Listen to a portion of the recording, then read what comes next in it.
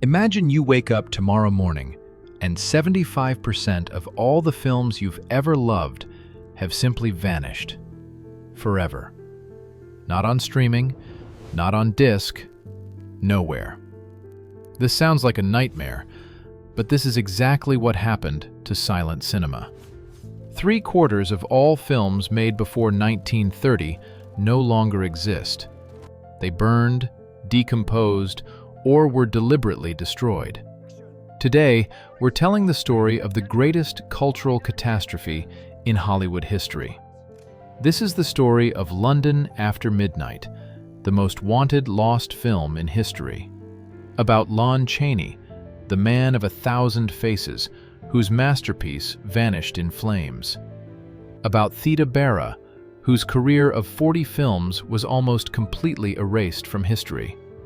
About fires that destroyed 40,000 reels of film in a single night. And why we continue to lose films even today in the digital age. Lost Canvas. This is the channel where we bring lost masterpieces of history back to life using artificial intelligence. Today, we're diving into the dark vaults of Hollywood to discover what we've lost forever. Prepare for a story that will change how you think about cinema. To understand the scale of this tragedy, we need to go back to the golden age of silent cinema. From 1895 to 1927, Hollywood created more than 21,000 feature films. This was an era of incredible creativity and innovation. Directors were inventing the language of cinema from scratch. D.W. Griffith revolutionized editing. Sergei Eisenstein created the theory of montage of attractions. Fritz Lang built the futuristic Metropolis. Charlie Chaplin turned comedy into art. Buster Keaton performed stunts that still amaze us today. This was a time when cinema was truly a universal language. Without dialogue, films could cross any border. German Expressionism influenced American noir. Soviet montage inspired French avant-garde. Hollywood stars were known from Tokyo to Paris. Lon Chaney, the man of 1,000 faces, could play anyone. From the Phantom of the Opera to the Hunchback of Notre Dame. Theda Bara invented the vamp image, the femme fatale who seduces and destroys men. She made 40 films in 8 years. Today, only 6 survive. Clara Bow was the it girl, the embodiment of the jazz age. Rudolph Valentino became cinema's first sex symbol. When he died at 26, 100,000 people came to say goodbye. Silent cinema wasn't just entertainment, it was a revolution in art. Directors learned to tell stories without words. Every frame had to carry meaning. Every gesture had to be understood. Actors developed incredible expressiveness. Cinematographers invented new ways of shooting. Production designers created fantastic sets. Fritz Lang's Metropolis from 1927 cost over $5 million. For that time, this was an astronomical sum. 37,000 people participated in the filming. Gigantic sets of a futuristic city were built. Many scenes from the original version are lost forever. Eisenstein's Battleship Potemkin changed our understanding of what editing could do. The Odessa Steps sequence is still studied in film schools. The Cabinet of Dr. Caligari created the aesthetic of German Expressionism. Distorted sets and dramatic shadows influenced cinema for decades. But most of these masterpieces we'll never see, because they disappeared. So how did we lose 75% of silent cinema? The answer lies in the very nature of early film stock.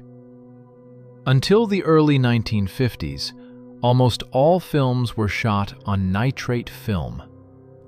Cellulose nitrate was cheap and gave excellent image quality. But it had one problem. it was extremely flammable. Nitrate film burns at just 40 degrees Celsius. It can spontaneously combust. When it catches fire, it's impossible to extinguish with water.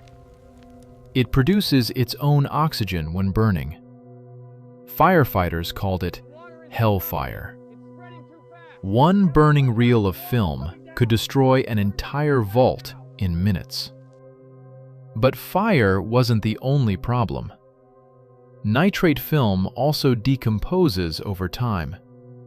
Even under ideal storage conditions, it begins to break down after 50 to 70 years. This process is irreversible. In the 20s and 30s, studios didn't think about preserving films. Cinema was considered disposable entertainment. A film was released, made money, and was forgotten. Why keep old films when you could make new ones? Storage cost money. Film took up space. Many studios simply threw away old films. Some studios melted down film to extract silver from the emulsion. Others sold old films by weight. Film was used to make combs, buttons, even shoes. Thousands of masterpieces literally turned into everyday objects. Imagine that your comb was once a Lon Chaney film.